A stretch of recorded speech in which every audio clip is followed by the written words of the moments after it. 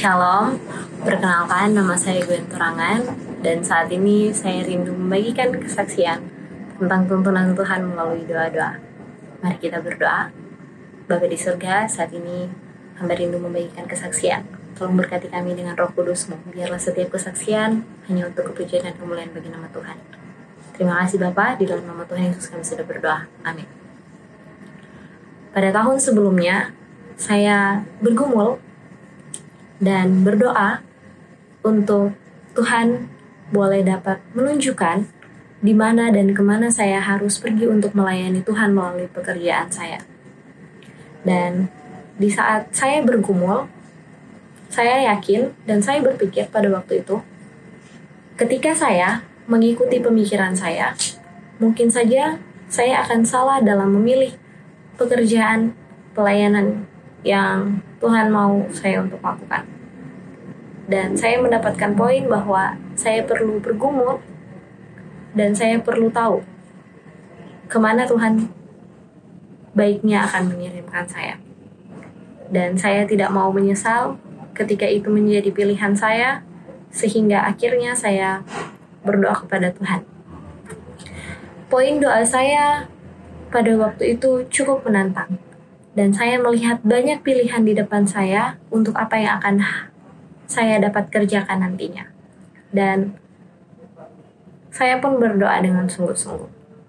Di tahun yang datang, benar, Tuhan menjawab doa saya. Dan Tuhan menempatkan saya di tempat pekerjaan pelayanan yang luar biasa.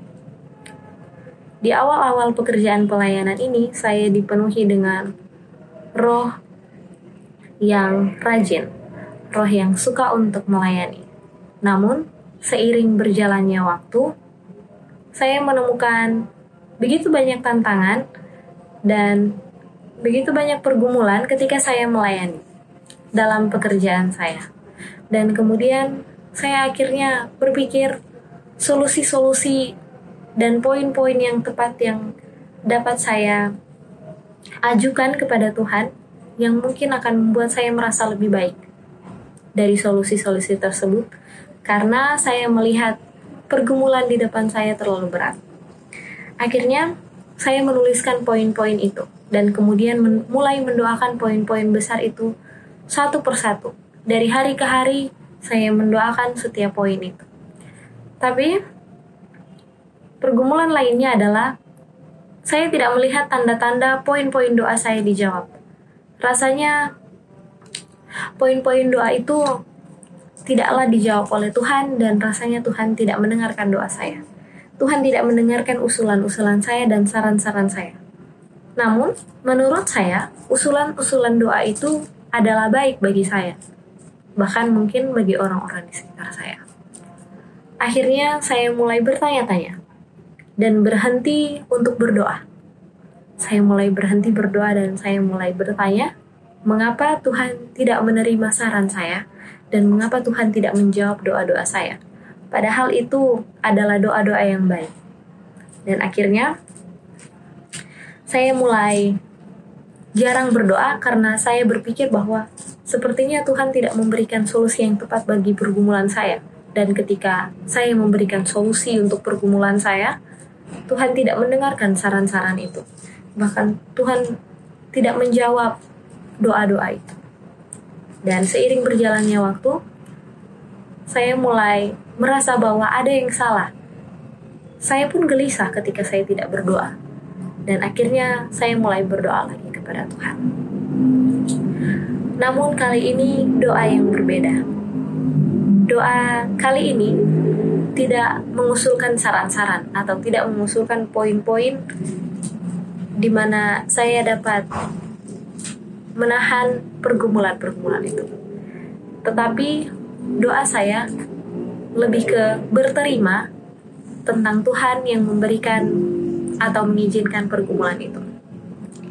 Akhirnya ketika saya mulai memahami bahwa tidak semua doa saya dijawab atau tidak semua saran yang saya pikirkan itu baik dijawab, saya pun mulai melihat bahwa Tuhan dalam keadaannya pun Tuhan begitu baik bagi saya. Mengapa?